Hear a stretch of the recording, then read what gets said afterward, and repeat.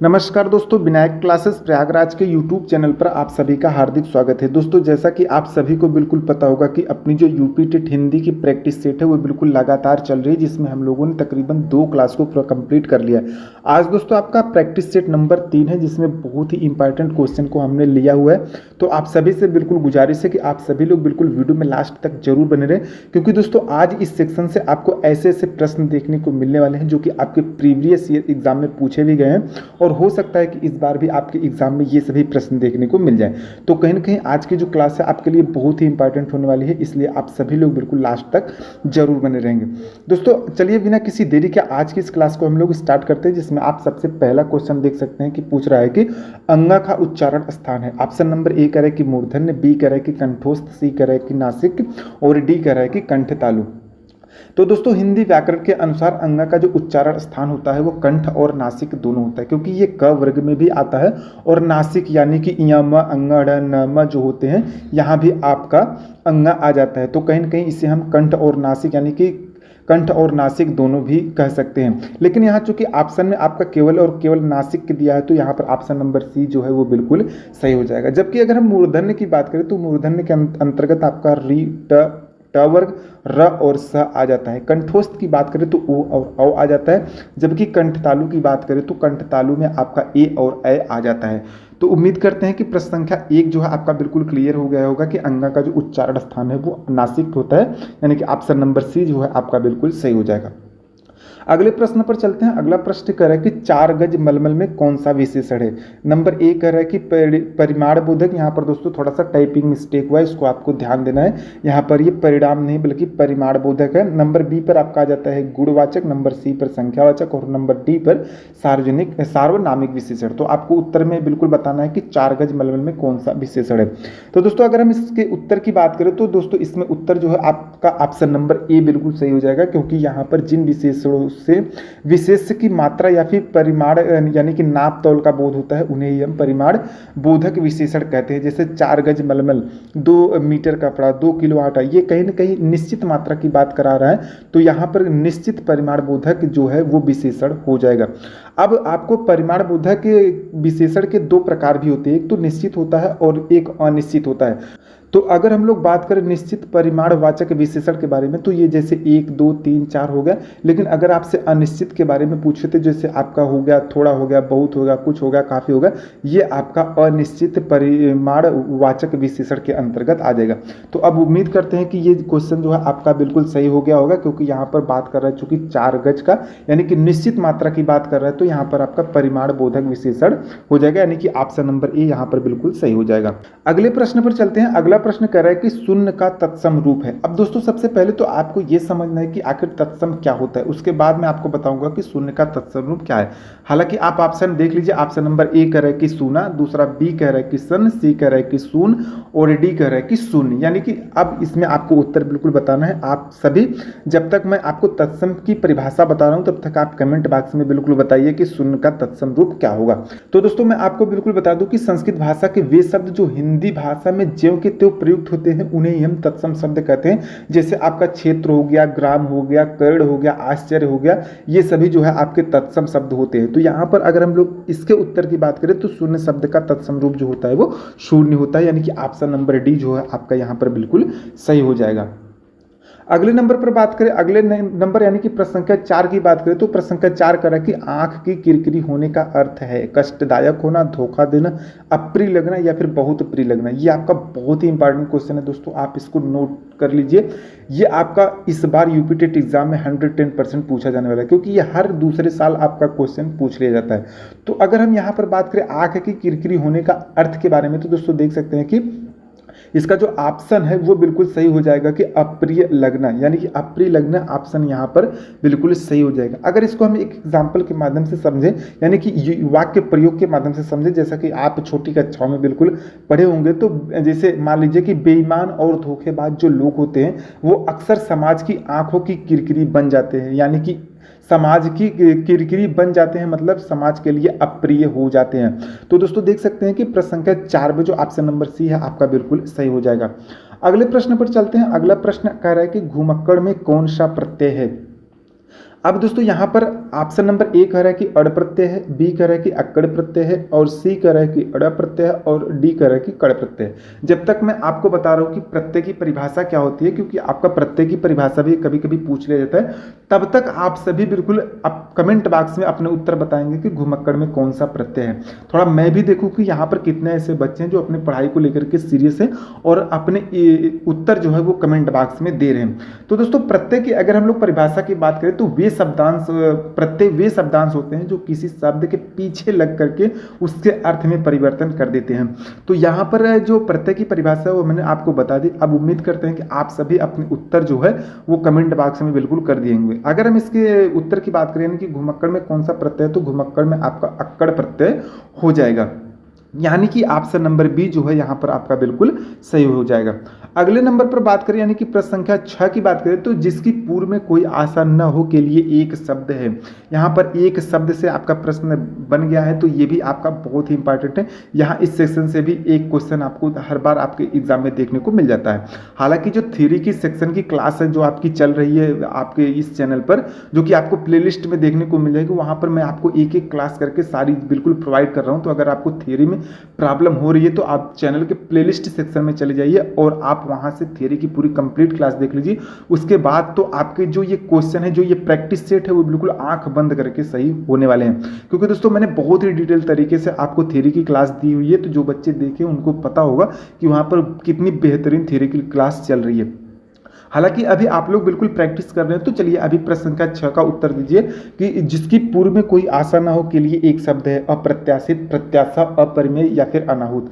तो यहाँ पर आपको उत्तर बताना है, तब तक मैं आपको इसका एक एक करके परिभाषा बता देता हूँ। जैसे अप्रत्याशित, जिसकी पूर्व में कोई आशा न हो। अपरिमेय क्या होता है? अपरिमेय वो होता है जिसकी माप संभव न हो। और प्रत्याशा की अगर हम लोग बात करें तो जिसकी आशा की गई हो। जबकि अगर हम अनाहूत की बात करें तो जो बिना बुलाए आया हो उसे हम अनाहूत कहते हैं। अब मैंने आपको सारी चीज़ें बिल्कुल डिटेल तरीके से बता दी हैं। अब आप मुझे कमेंट करके बताओ कि इसका उत्तर कौन सा बिल्कुल सही हो जाएगा। तो अगर हम लोग दोस्तों प्रश्न संख्या 6 में बात करें कि जिसकी पूर्व में कोई आशा न हो के लिए एक शब्द है, तो वो आपका अप्रत्याशित बिल्कुल सही हो जाएगा, यानी कि ऑप्शन नंबर ए जो है बिल्कुल सही हो जाएगा। अगले प्रश्न पर चलते हैं। अगला प्रश्न कह रहा है कि अकाल का पर्यायवाची है अधियारा, अक्षत, अपरिहार्य, दुर्भिक्ष।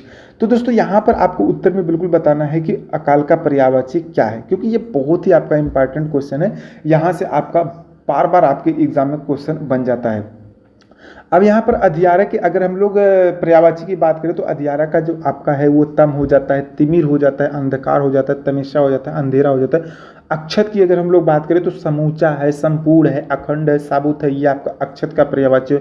दुर्भिक्ष की अगर हम लोग बात करें तो दुर्भिक्ष का जो आपका है, जैसे भूखमरी हो गया, भू सूखा हो गया, कुकाल हो गया, अकाल हो गया, दुष्काल हो गया, अभाव हो गया, ये सभी जो है आपका दुर्भिक्ष यानी कि अकाल का पर्यायवाची हो जाता है। अगर हम लोग यहाँ पर बात करें अपरिहार्य के बारे में तो दोस्तों देख सकते हैं कि इसका जो पर्यायवाची है अनिवार्य है, अबाध्य है, अवर्जनीय है, जरूरी है, ये सभी जो है आपका अपरिहार्य का पर्यायवाची हो जाता है। तो अब आपको बिल्कुल बताना है कि यहाँ पर अकाल का पर्यायवाची कौन सा हो जाएगा। तो बात करें अकाल के पर्यायवाची की, मैंने आपको बिल्कुल बता दिया। तो यहाँ पर ऑप्शन नंबर डी यानी कि दुर्भिक्ष जो है वो बिल्कुल सही हो जाएगा, क्योंकि अकाल का जो पर्यायवाची होता है वो दुर्भिक्ष होता है, भूखमरी होता है, सूखा होता है, कुकाल जैसा कि मैंने आपको बताया, दुष्काल होता है, अभाव होता है, ये सभी आपका अकाल का पर्यायवाची हो जाता है। अगले प्रश्न पर चलते हैं, यानी कि प्रश्न संख्या 8 पर चलते हैं। प्रश्न संख्या 8 कह रहा है कि निम्नलिखित वाक्यों में से कौन मिश्र वाक्य है।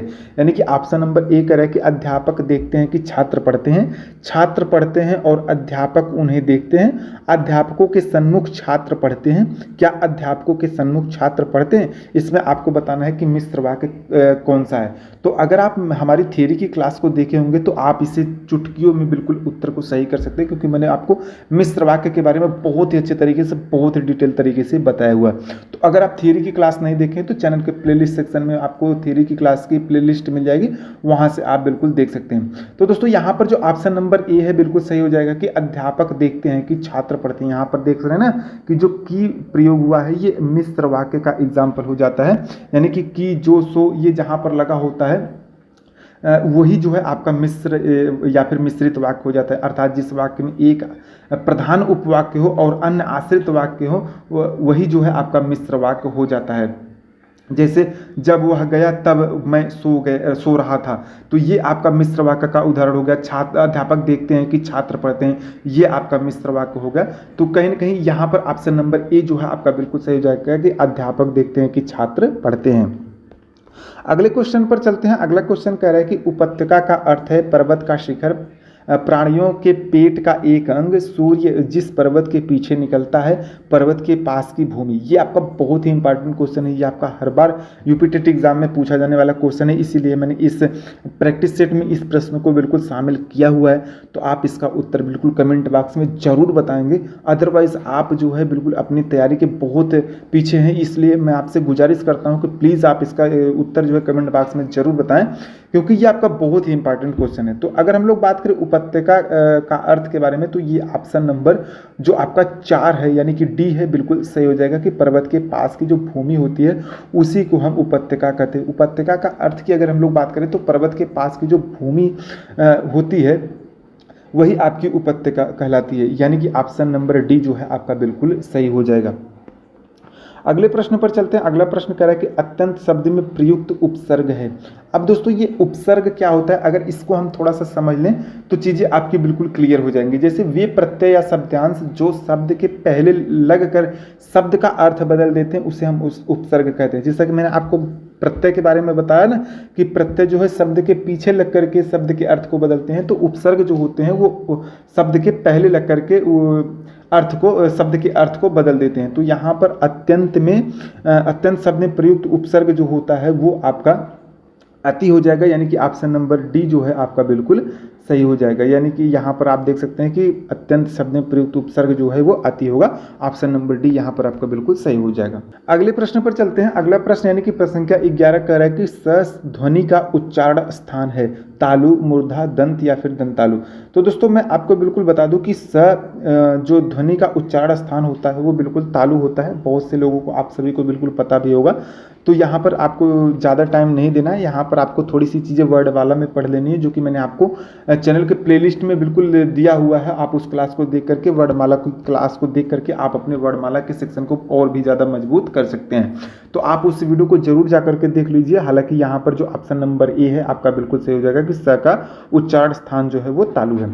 अगले प्रश्न पर चलते हैं। अगला प्रश्न कह रहा है कि निम्नलिखित में शुद्ध शब्द है। शुद्ध शब्द से भी आपका दोस्तों एक क्वेश्चन बन जाता है, तो या आप कहीं ना कहीं शुद्ध शब्द को बिल्कुल नहीं देखे रहेंगे तो आपके एक क्वेश्चन बिल्कुल गलत हो जाएंगे। ऐसे ऐसे आपको एक एक क्वेश्चन बिल्कुल पकड़ना है अपने एग्जाम पॉइंट ऑफ व्यू से, क्योंकि दोस्तों अगर आप ऐसे एक एक क्वेश्चन को नहीं पकड़ेंगे तो आपके बहुत सारे क्वेश्चन गलत हो जाएंगे और आप 1-2 नंबर से हर बार जैसे यूपी टेट फेल होते हैं वैसे फेल भी हो जाएंगे।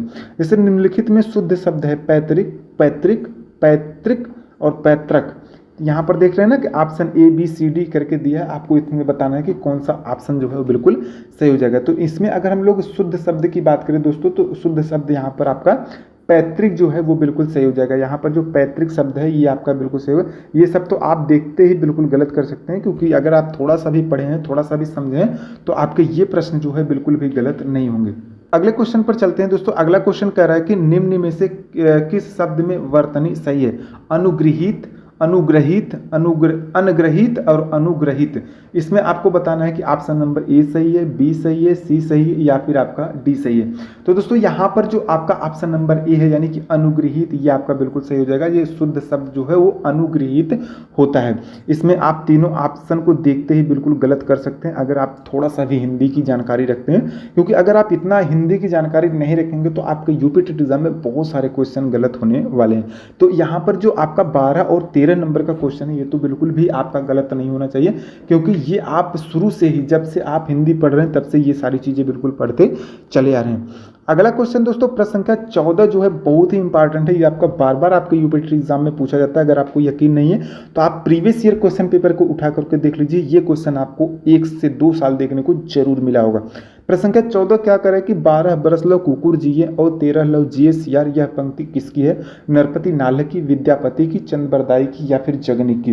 तो यहाँ पर दोस्तों आपको ज़्यादा कुछ बताना है नहीं। बहुत से बच्चे ऐसे होंगे जो कमेंट कर दिए होंगे इस प्रश्न का, क्योंकि ये बहुत ही फेमस है क्वेश्चन। यहाँ पर सभी बच्चों को बिल्कुल पता है कि इसमें जो ऑप्शन नंबर डी है वो बिल्कुल सही हो जाएगा, क्योंकि बहुत बच्चे कमेंट भी कर रहे हैं, मैंने भी देख लिया हुआ है। अगले क्वेश्चन पर चलते हैं दोस्तों। अगला क्वेश्चन कह रहा है कि तद्भव पत्रिका के संपादक का नाम है। ये भी आपका बहुत ही महत्वपूर्ण क्वेश्चन है। ये भी आपका हर बार आपके यूपी टेट एग्जाम में पूछा जाता है, क्योंकि यहाँ पर बहुत से बच्चे जो है ये क्वेश्चन गलत करके आ जाते हैं। तो तद्भव पत्रिका के संपादक का जो नाम है वो ऑप्शन नंबर ए कह रहा है कि हरे प्रकाश उपाध्याय हैं, विश्वनाथ प्रसाद तिवारी हैं, अखिलेश हैं, या फिर लिलीधर जगूड़ी हैं। तो आपको उत्तर यहाँ पर बताना है कि तद्भव पत्रिका के संपादक जो है वो कौन है। तो तद्भव पत्रिका के संपादक जो दोस्तों हैं वो आपका अखिलेश हैं। यहाँ पर ऑप्शन नंबर जो सी है आपका बिल्कुल सही हो जाएगा, क्योंकि ये जो है बार बार आपका यूपी टेट एग्जाम में पूछा गया क्वेश्चन है। तो आप इसे नोट डाउन अपने नोट्स में कर लीजिए, या फिर आप इसका स्क्रीनशॉट लेकर के रख लीजिए, और आप जब यूपी टेट एग्जाम देने जाए तो इसको आप रिवीजन करके जरूर जाएं, क्योंकि ये आपका क्वेश्चन जो है इस बार पूछा जाने वाला है। अगले नंबर पर यानी कि प्रश्न संख्या 16 आपसे कह रहा है कि सामाजिक शब्द में मूल शब्द और प्रत्यय है। प्रत्यय की परिभाषा मैंने आपको बिल्कुल बता दी है। अब आप बिल्कुल क्लियर कर सकते हैं कि सामाजिक शब्द में मूल शब्द कौन से हैं और आपका प्रत्यय कौन सा है। ऑप्शन नंबर ए कह रहा है कि साधनमाजिक, ऑप्शन बी कह रहा है कि समाजधनिक, और ऑप्शन नंबर सी कह रहा है कि सामाधनजिक, और ऑप्शन नंबर डी कह रहा है कि समाजधनिक। तो दोस्तों इसमें आपको बताना है कि इसमें सामाजिक शब्द में कौन सा मूल शब्द है और कौन सा प्रत्यय है। यानी कि दोस्तों यहाँ पर आपको बताना है कि option number A B C D में से कौन सा ऑप्शन बिल्कुल सही हो जाएगा। तो दोस्तों आपको मैं बिल्कुल बता दूं कि सामाजिक शब्द में जो मूल शब्द है वो समाज है, और इक जो है इसमें प्रत्यय हो जाएगा। इस कारण से यहाँ पर ऑप्शन नंबर डी जो है वो बिल्कुल सही हो जाएगा। आप सभी कितने यहाँ पर ऑप्शन नंबर डी को सही बताएं मुझे कमेंट करके जरूर बताना, और प्लीज़ कोई गलत मत बताना, क्योंकि अगर आप गलत बताएंगे तो इससे आपका कुछ भला होने वाला तो नहीं है, लेकिन इससे कम से कम आप ये समझ के चलोगे कि हम अभी अपनी तैयारी कितनी अच्छी कर रहे हैं और भी जो बच्चे हैं उनकी तैयारी कैसी है। तो आप लोग बिल्कुल सही सही कमेंट करके बताएंगे कि इसमें आपने कौन सा उत्तर बिल्कुल सही बताया हुआ है। अगले प्रश्न पर चलते हैं दोस्तों। अगला प्रश्न यानी कि प्रश्न संख्या 17 करा कि क्षेत्रीय में कौन सा विशेषण है। गुणवाचक, संख्यावाचक, सार्वनामिक और परिमाण बोधक। तो आपको यहाँ पर बताना है बिल्कुल कि क्षेत्रीय में कौन सा विशेषण है। बहुत से बच्चे जो है यहाँ पर संख्यावाचक बता देंगे, बहुत से सार्वनामिक विशेषण बता देंगे, लेकिन दोस्तों अब मैं आपको बिल्कुल बता दूं कि ये बार बार पूछा जाने वाला क्वेश्चन है और बहुत ही कंफ्यूजिंग क्वेश्चन है। तो आपको यहाँ पर बिल्कुल इसको रट जाना है कि इसमें जो है क्षेत्रीय में गुणवाचक विशेषण होता है, यानी कि ऑप्शन नंबर ए जो है वो आपका बिल्कुल सही हो जाएगा। क्योंकि गुणवाचक अगर हम विशेषण की थोड़ी सी परिभाषा के बारे में बात करें तो जिस शब्द से संज्ञा के गुण, दशा, स्वभाव, स्थान आदि का पता चलता है उसे ही हम गुणवाचक विशेषण कहते हैं। तो इस कारण से यहाँ पर संख्या 17 में ऑप्शन नंबर ए जो है आपका बिल्कुल सही हो जाएगा। अगले प्रश्न पर चलते हैं। अगला प्रश्न कह रहा है कि निगमन प्रणाली का प्रयोग किस प्रकार के शिक्षण में होता है। व्याकरण शिक्षण प्रणाली में, खेल शिक्षण प्रणाली में, कंप्यूटर शिक्षण प्रणाली में, या फिर गद्य खेल शिक्षण प्रणाली में। तो दोस्तों यहाँ पर जो ऑप्शन नंबर ए है व्याकरण शिक्षण प्रणाली, ये उत्तर आपका बिल्कुल सही हो जाएगा। अगर हम लोग इसके बारे में थोड़ा सा चर्चा करें तो यहाँ पर निगमन प्रणाली जो होता है, निगमन प्रणाली के जन्मदाता जो है वो अरस्तु हैं। इस विधि के द्वारा नियमों, सिद्धांतों एवं सूत्रों की सत्यता की जांच आसानी से की जाती है। इस विधि के द्वारा हम बालकों की स्मरण शक्ति कितनी है, कैसे विकसित करनी है, ये सारी चीज़ें बिल्कुल समझ जाते हैं, क्योंकि इस विधि का प्रयोग करते समय बालकों को अनेक सूत्र याद कराने पड़ते हैं। तो ये निगमन प्रणाली जो विधि है ये आपका व्याकरण शिक्षक प्रणाली में बहुत ही मदद करता है। तो ये आपका ऑप्शन नंबर ए जो है वो बिल्कुल सही हो जाएगा। अगले क्वेश्चन पर चलते हैं। अगला क्वेश्चन कह रहा है कि यानी कि प्रश्न संख्या 19 कह रहा है कि आपका तत्सम क्या है। तत्सम मैंने आपको बिल्कुल बताया है, तो अब यहाँ पर आपको तत्सम की परिभाषा फिर से बताने की जरूरत नहीं है। आपको यहाँ पर बस उत्तर में बताना है कि आपका तत्सम क्या है। तो आपका तत्सम निज है, अपनापन है, आत्मा है, या फिर आत्मजा है। आपको उत्तर में बिल्कुल सही से बताना है कि आपका तत्सम क्या होगा। तो यहाँ पर जो बच्चे ऑप्शन नंबर सी यानी कि आत्मा बता रहे हैं उनका उत्तर यहाँ पर बिल्कुल सही हो जाएगा। अगले प्रश्न पर चलते हैं, यानी कि प्रश्न संख्या 20 पर। प्रश्न संख्या 20 कर रहा है कि उनसे कुछ नहीं खाया गया में कुछ किस सर्वनाम का बोधक है। यानी कि प्रश्नवाचक सर्वनाम का, संबंधवाचक का, निजवाचक का, या फिर अनिश्चयवाचक का। तो इसमें आपको उत्तर बिल्कुल बताना है कि इसमें कौन सा उत्तर जो है, कौन सा ऑप्शन जो है वो बिल्कुल सही हो जाएगा। चूंकि दोस्तों मैं आपको बिल्कुल बता दूं कि मैंने आपको सर्वनाम की जो क्लास है वो बहुत ही डिटेल तरीके से बताई है, और जिसमें आपको बताया कि सर्वनाम हिंदी में कुल 11 होते हैं। अगर आप वो क्लास नहीं देखें तो जाके वो क्लास बिल्कुल देख लीजिए। बहुत ही डिटेल तरीके से मैंने आपको सर्वनाम बिल्कुल ट्रिक के माध्यम से बताया है। तो आपको सर्वनाम अगर याद हो जाएंगे तो सर्वनाम से जितने भी क्वेश्चन पूछे जाएंगे वो आपके एग्जाम में अब बिल्कुल भी गलत होने वाले नहीं है। तो यहाँ पर जो दोस्तों आपका उत्तर है वो बिल्कुल सही हो जाएगा कि अनिश्चयवाचक सर्वनाम जो है उससे कुछ, यानी कि दोस्तों यहाँ पर देख रहे हैं ना कि कुछ शब्द का प्रयोग किया गया, तो कुछ शब्द जो है वो अनिश्चयवाचक की कहीं न कहीं विशेषता बताता है, तो यहाँ पर इस कारण से अनिश्चयवाचक सर्वनाम हो जाएगा। यानी कि जिस सर्वनाम में किसी निश्चित वस्तु का बोध नहीं होता है उसे ही हम अनिश्चयवाचक सर्वनाम कहते हैं। तो यहाँ पर उससे कुछ खाया नहीं गया, यानी कि दोस्तों यहाँ पर एक अनिश्चितता की बात हो रही है, यानी कि निश्चित चीज़ें नहीं हो रही कि उसने कुछ निश्चित चीज़ें खाई, उसने कुछ नहीं खाया, यानी कि क्या नहीं खाया क्या खाया ये सारी चीज़ें बिल्कुल पता नहीं है, तो यहाँ पर अनिश्चयवाचक सर्वनाम बिल्कुल हो जाएगा। तो दोस्तों देख सकते हैं कि बहुत ही डिटेल तरीके से मैंने आपको हिंदी की जो प्रैक्टिस सेट है वो कराने की कोशिश की। उम्मीद करते हैं कि चीज़ें आपको बहुत ही अच्छे से समझ में आ गई होंगी और उम्मीद करते हैं कि आप सभी बिल्कुल अपने उत्तर जो है कमेंट बॉक्स में जरूर किए होंगे। अब लास्ट में आप मुझे कमेंट करके जरूर बताएं कि आपने इन 20 से प्रश्नों में से कितने के उत्तर सही दिए हुए। प्लीज़ गलत कमेंट मत करना, क्योंकि इससे जो है और बच्चे जो है अपने तैयारी का अंदाजा लगाते हैं कि वो किस स्तर पर पहुंचे हुए हैं। तो कहीं ना कहीं आप भी अपने अगर स्तर की जांच करना चाहते हैं तो कमेंट करके जरूर बताएं कि आपने इन 20 प्रश्नों में से कितने क्वेश्चन को सही किया। दोस्तों उम्मीद करते हैं कि आज की वीडियो आपको बहुत ही अच्छी लगी होगी। वीडियो यदि अच्छी लगी हो तो वीडियो को प्लीज़ एक लाइक जरूर कर दें। वीडियो को ज़्यादा से ज़्यादा अपने उन दोस्तों के पास शेयर भी कर दें जो आपके साथ यूपी टेट एग्जाम की तैयारी कर रहे हैं। और अगर आप चैनल पर नए हैं तो चैनल को सब्सक्राइब भी कर लें, क्योंकि यहाँ पर ऐसी वीडियो हर रोज़ आपको देखने को मिलने वाली है। तो दोस्तों चलिए मिलते हैं किसी नए वीडियो में किसी नए प्रैक्टिस सेट के साथ, तब तक के लिए नमस्कार।